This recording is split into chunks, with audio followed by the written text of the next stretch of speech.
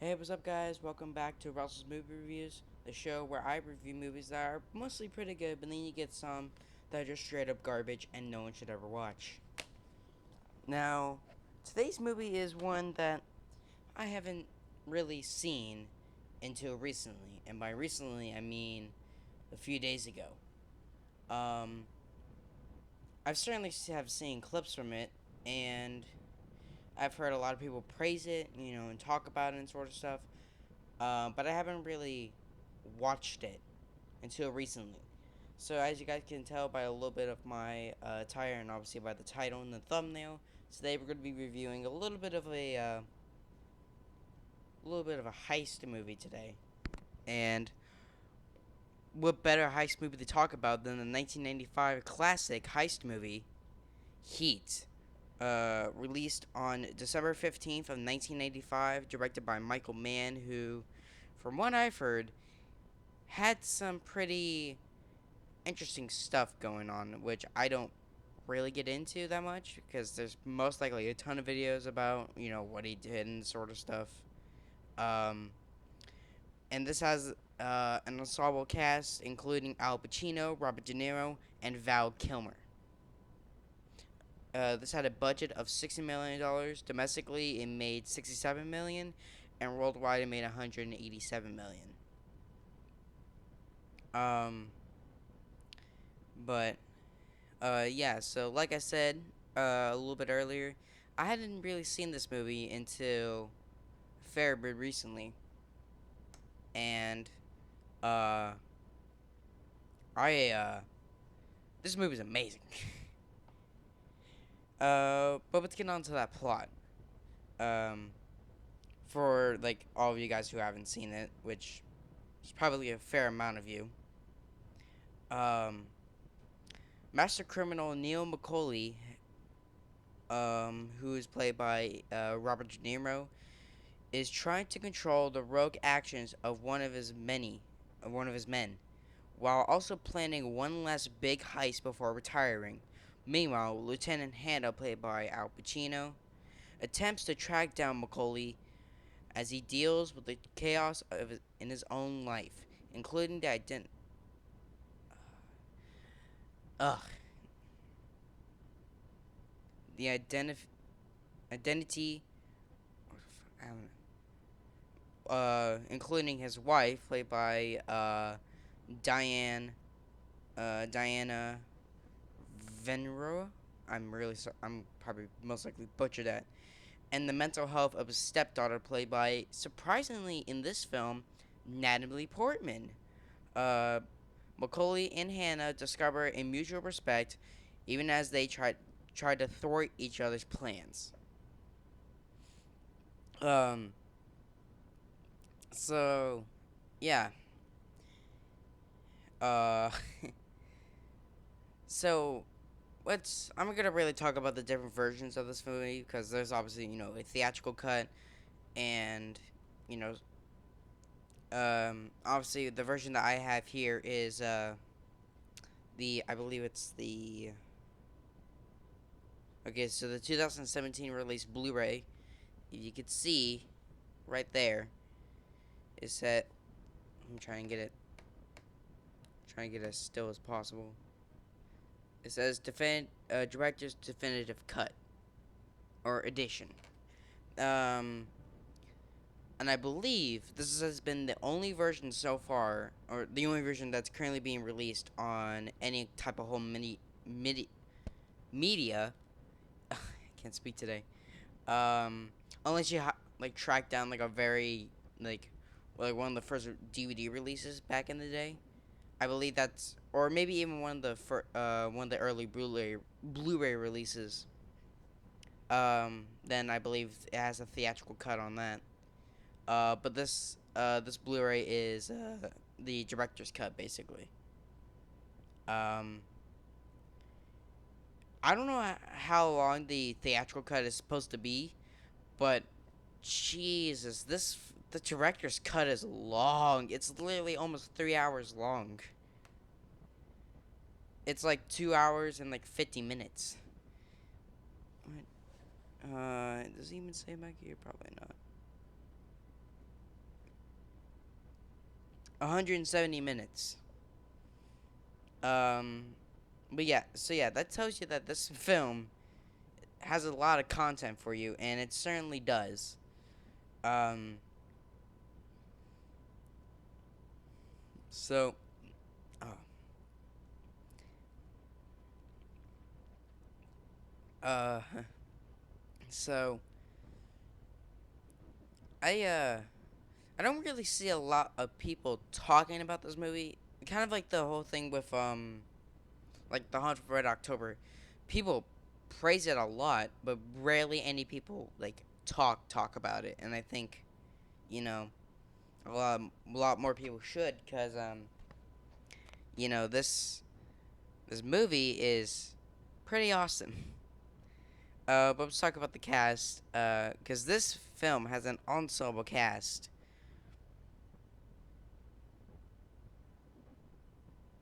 So we have Al Pacino as Lieutenant Vincent Hanna, who is basically the main character of the movie. Um, and this movie, like, I don't know how I don't know how he does it, but Al Pacino has a way of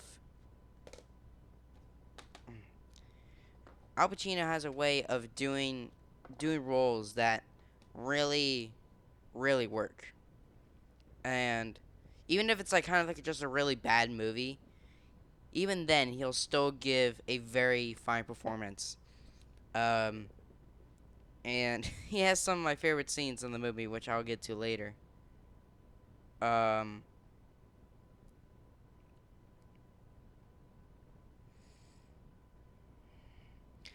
I'll say this much. There's gonna be a little bit of like not like discussing the movie, but in terms of my favorite scenes coming up later, which you don't really get it if you don't actually say it, but there's gonna be a little bit of profanity. Um, only like one or one or two words. I can't believe I'm saying this like I'm talking to YouTube. Uh, but Al Pacino, he if he oh when he wants like when the director tells him to like overact, he can overact so much. It's crazy that he can just switch it. Like he'd be so calm, and all of a sudden he's just gonna start slamming things and being very loud, and it's just like, oh my goodness. Um, we have Robert De Niro as Neil Mccauley, who is basically like the main bad guy in the movie. There's multiple kind of bad guys, but he's like the main guy. Um, this is surprising that this is not only my first this is like my first Al Pacino movie, my first Robert De Niro movie, my first Val Kilmer movie. You know, my first West Study movie, first Natalie Portman movie. It's kind of weird. Um, but like, he plays it very well, and this makes me want to check out more of his stuff, like The Godfather. Well, Part Two, and some of his more like mature kind of stuff, like Goodfellas, Casino, and like The Untouchables. Um, Al Pacino as well, like the first like like all three Godfathers. Actually, I'm kind of forgetting what else he did. Uh, we have Val Kilmer as Chris Shearless. That's how I'm gonna say it, because I know I probably just butchered that. So Shearless. Um, I recognize. See, I need to grab my movies before I actually start recording, because then trying to get them while I'm recording is a pain in the butt.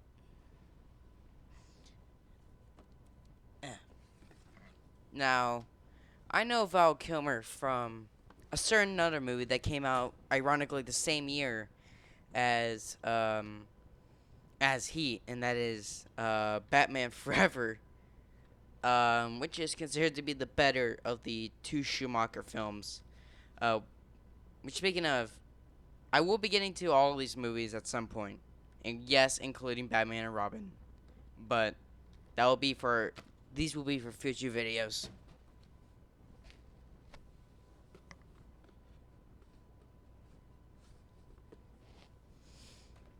Yeah. Um, we have John Voight as Nate, who's basically the one that kind of tells Neil Mccauley about like everything that's going on, like all the new jobs and stuff, or like the new heist they're gonna do. Um, recently I've actually seen him from I've seen from I'm already forgetting the name of it. Anaconda, that's what it was. Um, where he plays basically the villain in that, and it's just he plays like a way more serious role in this film than in Anaconda, which came out 2 years after Heat, and it's actually a worse movie than Heat.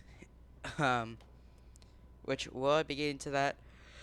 Probably not. I'm not sure, but I don't know. We have Tom Sizemore as Michael Jacio. Um, from what I've heard, Tom Sizemore has dealt with some stuff uh, over the last few years, and like I said, I'm not gonna get into that. There's way more other videos talking about that sort of stuff. So, um, but he plays one of Neil's kind of friends who does the heist with him along with Val Kilmer, and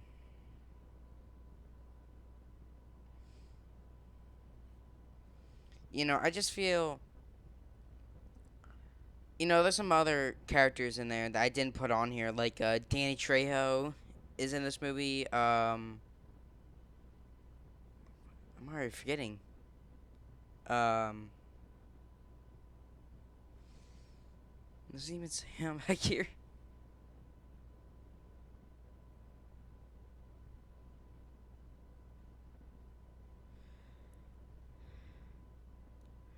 Yeah, it doesn't. Yeah, like I can only really remember Danny Trejo. If that's actually the last guy that was,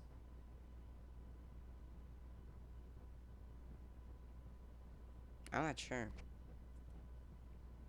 Yeah, I think that was it. I think that was just them four. And then their wives, but who cares about that anyway? We have Diane Verona as Justine, who is basically Al Pacino's third wife in the movie. Uh, and you know, she's kind of like one of those characters that like she does something terrible, but then learns from her mistake and like knows, like, yeah, maybe I shouldn't do this again. We have, like I said earlier, Natalie Portman as Lorraine, Gustavus, Gustav, Gassassen. Um, she basically plays the surrogate daughter to Al Pacino, and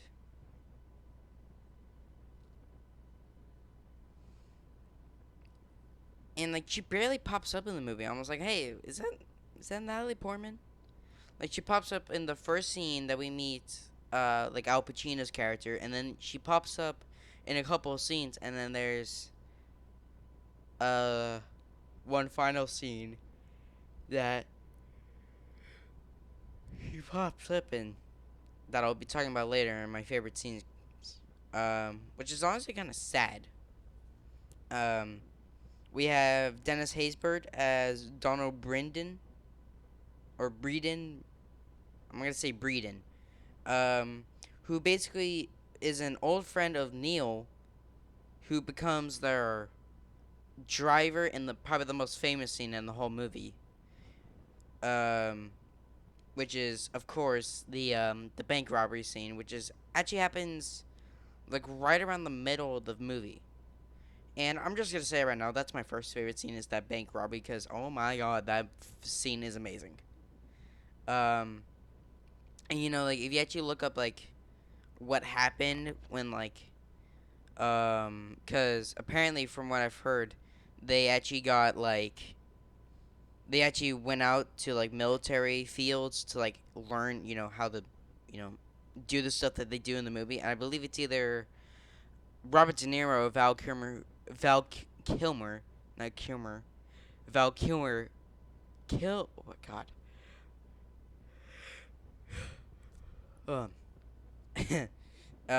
Val Kilmer, who it's one of them is either Kilmer or De Niro who does a perfect M16 reload. And when that scene happened in front of like a whole bunch of military personnel,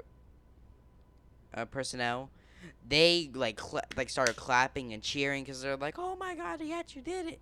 So, and apparently that scene is used to train like new military officers how to like shoot guns. It's like it's amazing. Um, to get like an honor like that. Um, we have Will Fincher as Roger Van Sand, who become like so. There's like kind of like there's an A plot and a B plot, basically, like kind of. The A plot is basically, you know, Al Pacino trying to find Neil Mccauley, and the B plot is Neil Mccauley trying to do the heist, and then when he does that, trying to leave because he's like, this is the last one, and then I'm going. Um, and then trying to find the people who screwed him over in the first scene, the first kind of heist we see them in. Along with the last cast member I'm gonna mention is Kevin Gage as Rain Grow, who is basically the guy that screws them over in the first heist. Cause like literally the guy like okay, I might as well Wango is basically he's basically the guy that says, "Hey, I'm gonna not only screw the heroes, but I'm also gonna try and screw up the bad guys in that kind of way," which is very weird. Um, but yeah, so that's like all the characters. Um, so might as well talk about favorite scenes because I have a freaking butt ton of them. So first, I already mentioned the first one, which is the bank robbery. I guess might as well mention it now. The second scene, my second favorite scene is the first kind of robbery at the beginning with the armored truck, and um, Wayne grows like they get like the stuff they need. They're about to leave. It's like just leave, just go, and then he just caps that one guy. It's like he literally wasn't doing anything. He was just sitting, like stuff's coming out of his ears because they use that like supersonic explosion device so that not only it blows open the door, it also hits all three of the guards with something that makes them not hear anymore, and like some like supersonic kind of device. And so Wingro basically has a stand up with one of the prison guards, and he's like you wanna f with me, and he's like, I'm like in my head I'm just like he's not doing anything. He's literally just sitting there. Like stuff coming out of his ears. He doesn't even know what you're saying, and then Wayne Grow just caps him, and then they kill the other two because basically like what Al Pacino says later is like, well, if you kill one of them, might as well kill the other two because what's the point of leaving a witness? So, but yeah, he basically screws over the team, and they try to kill him at a restaurant, and then he escapes and starts screwing over with everyone else. And it's just ugh. Um, my third favorite scene is probably going to be okay. So this is the part. I guess I spoilers for one and two. This is the kind of the cursing part that's kind of necessary in order for you to understand. So, cursing warning. I will let you guys know when it's done. So, my favorite, like third favorite scene is when they go to interview. I believe it's Chris's wife's cheater. Like Chris's wife is cheating on him with another guy. I forgot what his name was or who played him, and I think it's well, actually it might be. I don't know. It might be Ted Levine. I'm not sure. Uh, but they're trying to like ask him like, did you do this and this? And he's like, I don't know what you guys are talking about. And they mention the wife, and he's like, I don't hang out with that broad. And he goes, like she's in the middle of talking, and all of a sudden you just see Al Pacino go, she's got a great ass, and you got your head all the way up it. That's it. And I can't help but laugh at that. How can you expect me to not laugh at that moment? Because that's like a moment where it's like, hey, I know we just had kind of like a serious moment kind of thing. Here's something to laugh at. Here's something to kind of that's a funny, and it's just like you can't not laugh at that. That's funny. Ow, fuck that hurt. Yeah, and then my fourth favorite scene has got to be the scene when it's near, like I think like the last 30 minutes of the movie, and Hannah returns to his home and sees water coming out from the bathroom. And if you guys know where I'm going with this, then you guys already know. But if you guys haven't seen this movie, I guess I already said it, but spoilers. He enters the bathroom to see Natalie Portman in the tub, and the water's just red, and it's literally an attempted suicide. And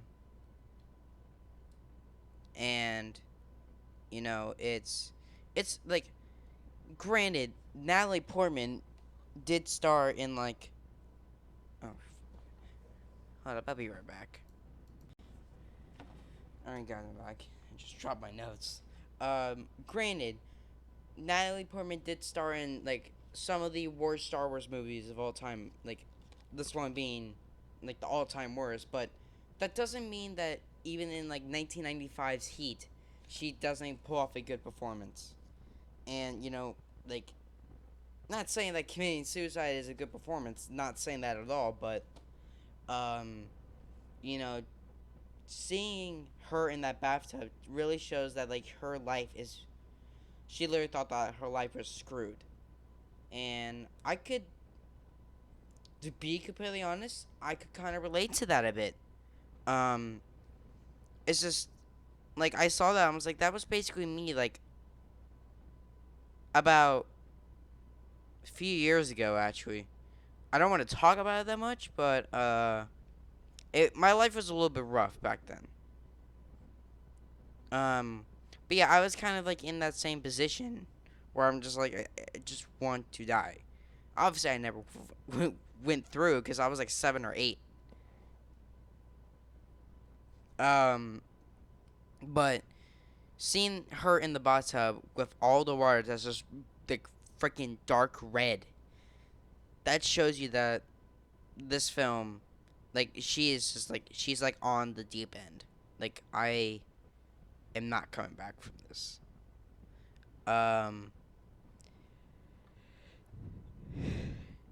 It's and then like obviously taking Al Pacino taking her to the hospital and reconciling with his wife, saying, this is the best I can do. Granted, it's not really the best, but this is the most I can do. And she's like, okay, like he's basically saying like, if we separate, at least we can, at least it's somewhat neutral, you know. So, yeah, that scene always gets me every time. Um, ugh, it's kind of getting emotional now. Uh, but yeah. So let's talk about the the fun facts, and then the composer, and then my eventual rating for the movie. So I have one fun fact for this movie, and that is, did you know that the scene between Al Pacino and Robert De Niro in the restaurant was not rehearsed? Um, so yeah, in the scene where, um, which is actually on the back right here, this scene right here of, um, both Al Pacino and Robert De Niro, talking in the restaurant. Um, in fact, a lot of people think that that scene was, um, they weren't in the same room because of like how the camera was placed. Every time they started talking, and I looked into it, and apparently this scene, both of them were actually there. It's just the fact that Michael Mann obviously switched between the cameras so elegantly that it didn't really look like that they were in the same room, but they were. And um, that shows you that like this film is very, very, very good in like in the camera work and stuff. But yeah, apparently according to some sites, the scene, um, like all the dialogue between Robert De Niro and Al Pacino, was not rehearsed. They just called action and they just went for it, and that shows you that these people have very high credibility, especially the actors. Especially when you have, you know, Academy Award winning actors like Robert De Niro and Al Pacino. It shows you how much credibility they actually have. And I think that's very, that gives them like, that tells you that they have you know, a lot of, hits under their hands to do something like this. Um, the music was composed by Elliot Goldenthal, who before this did, I believe, his first work on a film was Alien 3, which I actually have in my collection, and then a year after that he did Demolition Man, and then 2 years after Demolition Man he did Heat, and then the same year as Heat, he did Batman Forever, and then in 1997 he did Batman and Robin. So I haven't really seen his work in anything outside of the 90s, um, which is kind of a shame. I just really wish he worked on you know a lot more films, uh, or maybe I'm just not researching him hard enough. But I haven't really seen his work besides in Alien 3, which I think is fantastic, in Demolition Man, which I think works for the movie, but as by itself, I don't think it really works that much. And then kind of the same thing with Heat, um, and then kind of like with the two Batman movies as well. Um, uh, but yeah, so yeah, as you guys see, I've really enjoyed this movie, and I'm kind of sad that I didn't like watch this discovered this movie earlier and watched it earlier. Um, Obviously, probably parent, my mom wouldn't let me.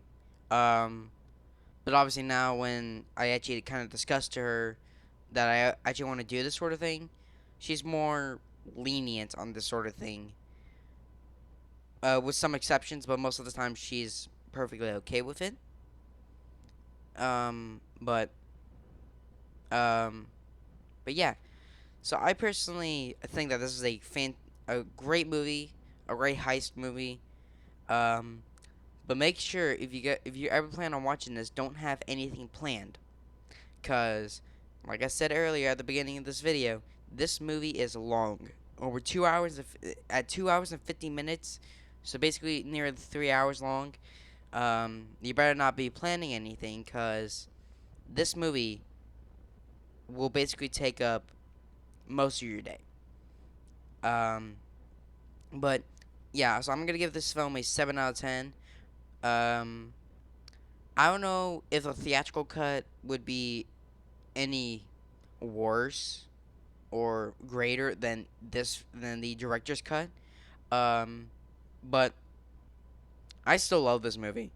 So yeah, so that was my review of Heat, released in 1995. Stay tuned for tomorrow, where I'm going to be finally getting to Good Boys, which I know I said in the Hook review that I was going to be getting to Hook, getting to Good Boys, but I actually delayed it a bit, so I can actually talk about Heat, because to be completely honest, I kind of wanted to hold back a bit on doing Good Boys for an episode, but I think now's the time. So stay tuned for tomorrow, guys, where I'm going to be talking about Good Boys, which is surprisingly a very good movie from recent years. But find out tomorrow what I'm going to be talking about, Good Boys. And hope you guys have a great day. Live longer, prosper. Out.